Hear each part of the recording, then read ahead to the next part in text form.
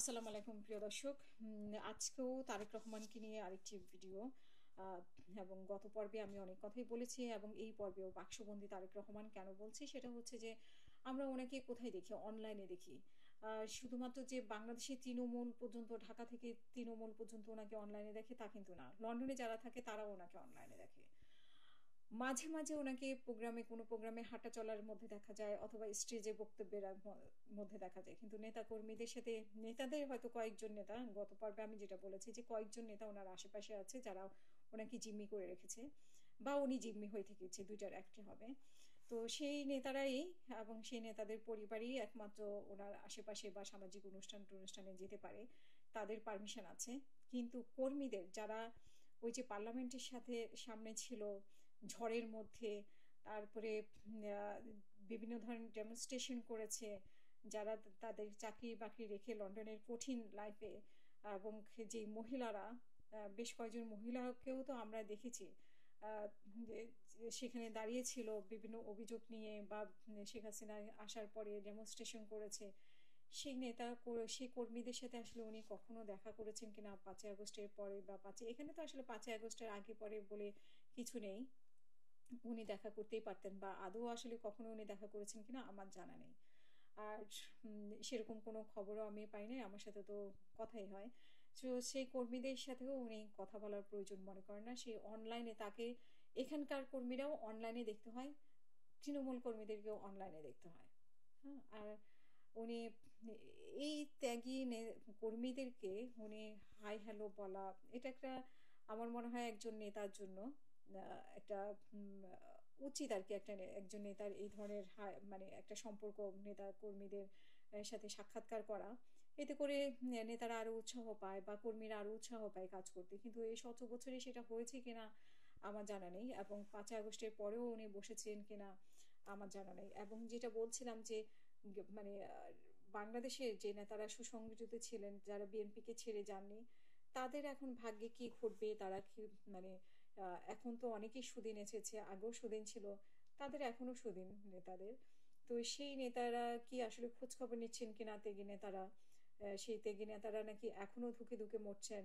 এখনো আগে যেরকম শেখ হাসিনার কথা মানুষকে বলতে পারতেন, আওয়ামী লীগের কথা বলতে পারতেন। কিন্তু এখন তো আর বিএনপির কথা বলতে পারেন না উনারা। এখন উনাদের ডাবল কষ্ট। এখনো যারা বঞ্চিত এখন তাদের ডাবল কষ্ট। কারণ এখন তারা তার দলের কথাও বলতে পারছে না।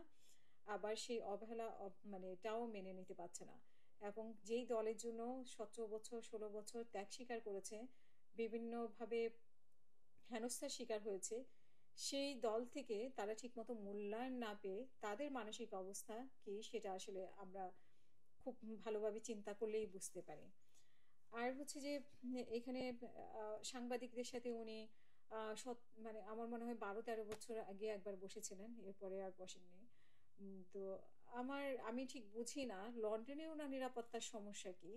বা লন্ডনে উনি কেন কর্মীদের সাথে বসেন না বা সাংবাদিকদের সাথে বসেন না সেটা আমি আসলে আমার মাথায় ধরে না। কেন লন্ডনে থেকেও উনি কর্মীদের নাগালের বাহিরে। তাহলে উনি কি ঢাকায় গিয়েও এরকম থাকবেন কিনা এটা একটা সন্দেহ হয়। আর ইউরোপের কথা যেটা আমি গতদিন বললাম যে সিন্ডিকেটটা এখানে কাজ করছে যাদের হাতে উনি জিম্মি বা ওনার হাতে যারা মানে উনি যাদের হাতে জিম্মি বা ওনাকে জিম্মি করে রেখেছে বা উনি জিম্মি হয়ে আছে যাদের তারাই আবার নেতৃত্ব দিচ্ছে ইউরোপে কে কমিটিতে থাকবে কে কমিটিতে থাকবে না তার জন্য মোটা অঙ্কের গিফটও নেয় অনেক সময় ঠিক আছে সেখানে যোগ্যতা যাচাই বাছাই করার কোনো মানে দরকার নেই যোগ্যতা একমাত্র মাপকাঠি হলো কে কত টাকা দিতে পারলো। কে কত টাকা দামের স্যুট দিতে পারলো। গাড়িও অনেক সময় উপহারের কথা শুনেছি, গাড়িও উপহার নেওয়া হয়। তো সেভাবে আসলে লন্ডনে, ইউরোপে বলি সেই খুশি করার বিষয়টি ওই ল নেতাদের আসলে ডিপেন্ড করে আরকি। সেই নেতাদেরকে কে কেমন খুশি করলো। কার কতটা যোগ্যতা আছে, কে কত ত্যাগ স্বীকার করেছে সেটা থেকেও বড় বিষয় হচ্ছে যে খুশি করার যোগ্যতা কার কতটা আছে সেই। এগুলো আসলে তারেক রহমান জানে কিনা আম জানা তো উচিত আসলে উনার। উনার জানা উচিত এবং উনার এগুলা খোঁজ রাখা উচিত যে কিভাবে কি করছে। তো আমরা যেটা দেখি যে আসলে উনি গোপনে উনার কর্মীদের সাথে বসে কিনা সেটা আমার জানা নেই। কারণ আমি এরকম কোনো খবর আসলে পাই নাই। আর হচ্ছে যে ওনার কেন এরকম মানে এতটা নিরাপত্তাহীনতায় উনি আসলে লন্ডনেও নিরাপত্তাহীনতায় ভোগেন কিনা সেটা একটা প্রশ্ন। নাকি উনি নেতাকর্মীদের সাথে বসতে চান না বা মানে কর্মীদের সাথে আসলে ওনার কর্মীদেরকে সেভাবে মূল্যায়ন করেন না, সেটাও হতে পারে। যে কর্মীরা তো কর্মী, তারা রাস্তায় থাকবে, ডেমনস্ট্রেশন করবে, দলের জন্য প্রয়োজনে কাজ করবে। তাদের সাথে আবার দেখা কিসে? তাদের সাথে আবার কথা কিসে? ওই যে কয়েকজন আছে আশেপাশে, এদের সাথে কথা বলতে হবে। যেকোনো সামাজিক অনুষ্ঠানে তারাই আসবে। যেকোনো পারিবারিক অনুষ্ঠানে তারাই আসবে।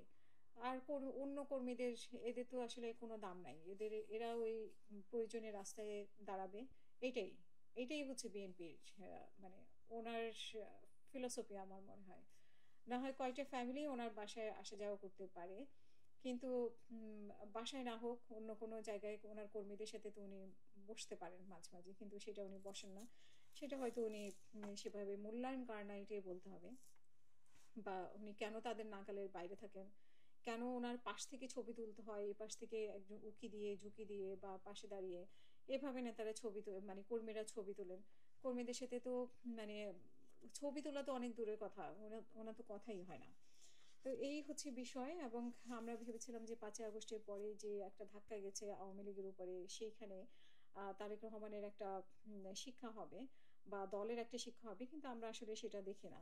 নমিনেশনের ব্যাপারে আমরা দেখতে পাচ্ছি যে আসলে যারা সুবিধাজনক অবস্থায় ছিল, তারাই হয়তোবা এখনো নমিনেশন পাবে। কারণ এখানে তো আসলে দক্ষতা, যোগ্যতার কোনো কিছু আমরা দেখি না। যারা দেশের বাইরে ভালো ছিল বা বাংলাদেশে যারা ভালো ছিল, তারাই হয়তো এখন আবার নমিনেশন পাবে।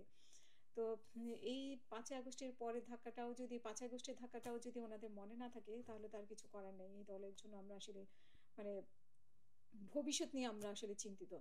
শুধু দলের জন্য ভুল হবে আসলে, মানে বিএনপি ক্ষতিগ্রস্ত হলে বাংলাদেশও ক্ষতিগ্রস্ত হবে। হুম?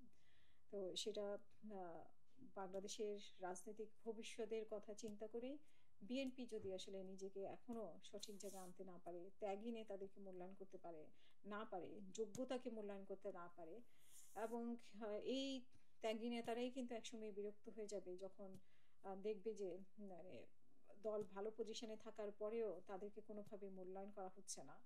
তখন কিন্তু এই ত্যাগী নেতারাই একসময় তারেক রহমানের প্রতি বিরক্ত হবে। এটাই স্বাভাবিক। দলের প্রতিও বিরক্ত হবে।